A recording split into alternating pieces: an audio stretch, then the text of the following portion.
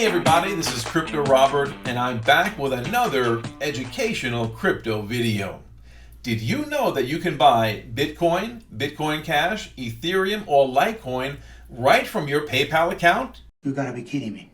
That's right. With the click of a few buttons, you can be the owner of virtual currencies, otherwise known as cryptocurrencies. Who is this video geared towards? Well, it's really geared towards the beginner. Somebody who is interested in cryptocurrencies, has heard about them, is perhaps afraid to own them, but really now wants to start getting their feet wet. And what better time now when the crypto market is falling? Yes, now is the perfect opportunity to buy cryptocurrencies. Let's get started. After successfully logging in, you are now in the dashboard area of your PayPal account. You'll notice that my PayPal account does have a balance, a few $100s here, in fact $855 to be precise, and this is a personal PayPal account. So you'll have to understand that you cannot buy cryptocurrencies with a business PayPal account. That's not going to work. Only personal PayPal accounts will work. So these quick buttons here, of these buttons, you will click the crypto button. As you can see here, these are the four options you have available: Bitcoin, Ethereum, Litecoin, and Bitcoin Cash. Now, of course, for the purposes of this demonstration, I would like to purchase Bitcoin. And boy, that is a real cheap price right now as of the recording of this video in mid-June. You have a couple of options here. You can actually only purchase from preset amounts. You have here 50, $250, $500, or $1,000. So I'd like to just keep it modest, and perhaps you too are going to keep it modest as well, because you're probably just starting out with cryptocurrencies.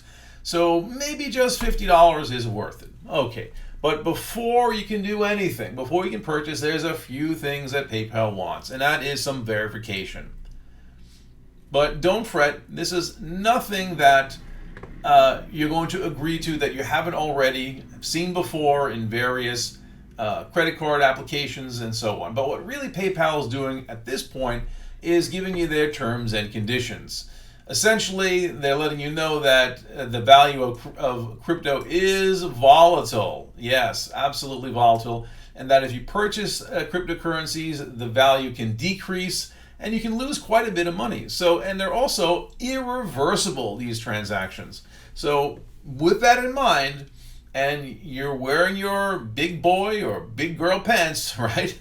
You're going to agree and continue. And there you'll have your name. Since you have this account, they want to make sure everything is correct. There's my full name, there's my full address, which you can't see, my date of birth, and they want your now social security number. Now again, this should not freak anybody out. If they are an adult and have a bank account and have interacted with the government in any various ways, you will have been giving your social security number to many people already, or many organizations, I should say. So let me see, what is my social security number? Let me remember here. Oops. Let's see. Yes, here we go. All right. Bump, bump, bump, bump. Doot, doot, doot, doot. Okay, now confirm and submit.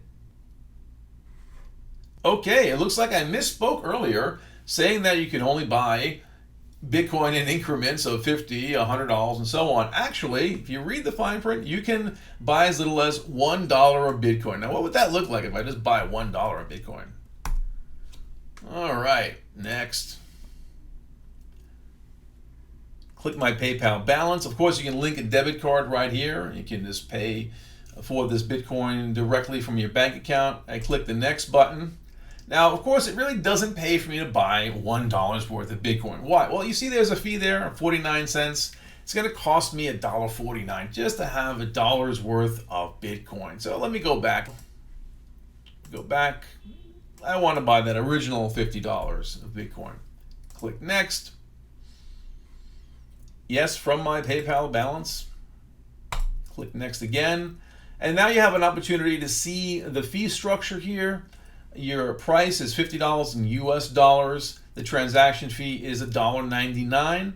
And it's a little bit more than on Coinbase, but it's still not too bad and reflects a very common fee for purchasing cryptocurrencies from your fiat dollars into virtual currencies.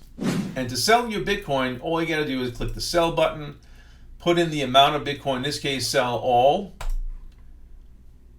and you will again pay another transaction fee of $1.99.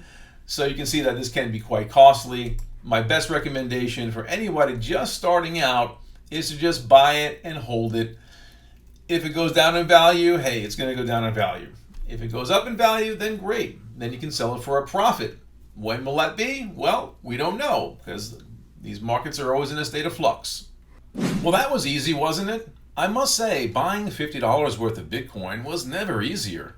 And it's because of the ease of use that PayPal offers, I feel that many people just getting started in the cryptocurrency space will feel comfortable purchasing Bitcoin, Ethereum, or Litecoin, or Bitcoin Cash.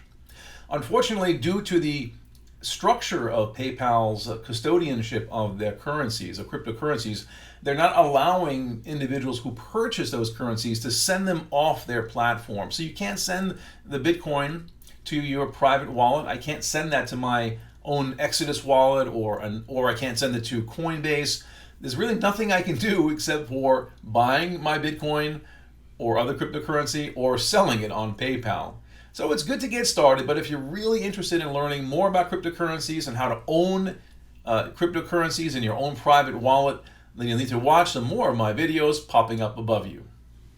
Take care, everybody, and don't forget to subscribe and hit the thumbs up button. It really means a lot. Thank you.